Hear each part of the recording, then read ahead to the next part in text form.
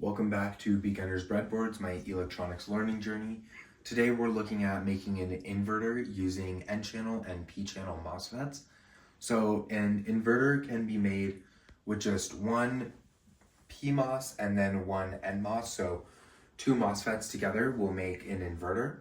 And so what's good about using MOSFETs is that there's no static current within this. And there's also no resistors needed, unlike with creating an inverter with BJTs.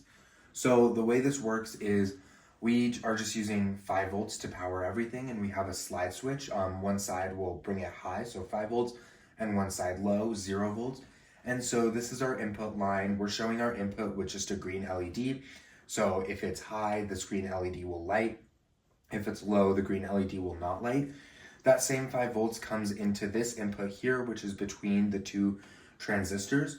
So starting with the NMOS, if there were to be 5 volts here, between the gate and the source, as long as the difference between that is greater than this threshold voltage of 2.3 volts, it will turn on. And so because we have a difference of 5 volts on the gate and then 0 volts right here, this will turn on, which means that red LED will not light. So that input will just go like that. But on the PMOS, it's a little different here. So that threshold voltage for the PMOS is 3.1 volts. And so the difference between here and here needs to be 3.1 volts. So if this is high, you won't get that because this will be 5 volts and this will be 5 volts.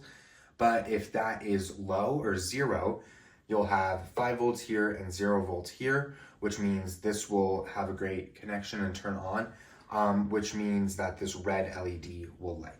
But with the current on the circuit, the only time that there would ever really be current here is during a switch, but that's very instantaneous current and very fast, so you don't really see that with an ammeter. The only thing that's being shown on the ammeter is the current due to these two LEDs. One of them is always lighting, so that's the only current that's on the ammeter is due to those LEDs. But otherwise, other than when this is actually switching, there's no real current there.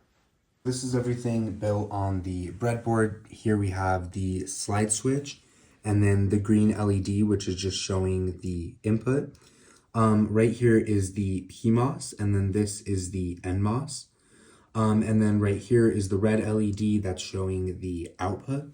So right now the slide switch is at low because the green LED is not lighting and the red LED is. When you move over the switch, it does the opposite. So now it's high, the green LED is lighting and the red LED is not.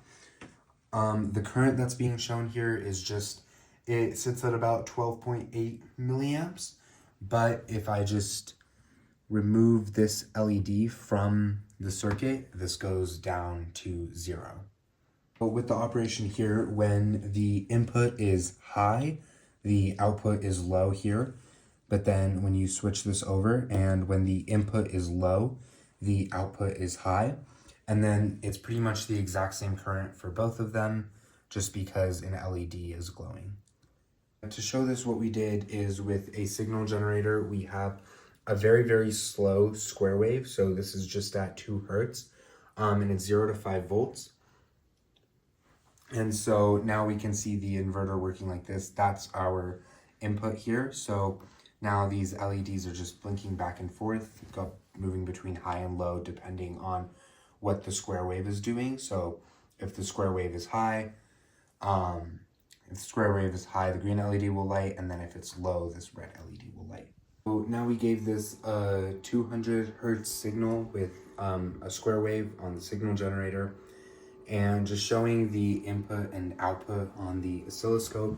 So the yellow line is the input square wave, and then the blue line is the output square wave. We moved the blue line just to be 1 division higher than the yellow so we can see it. But pretty much they're opposite. So when the yellow is low, the blue is high. And then when the blue is low, the yellow is high.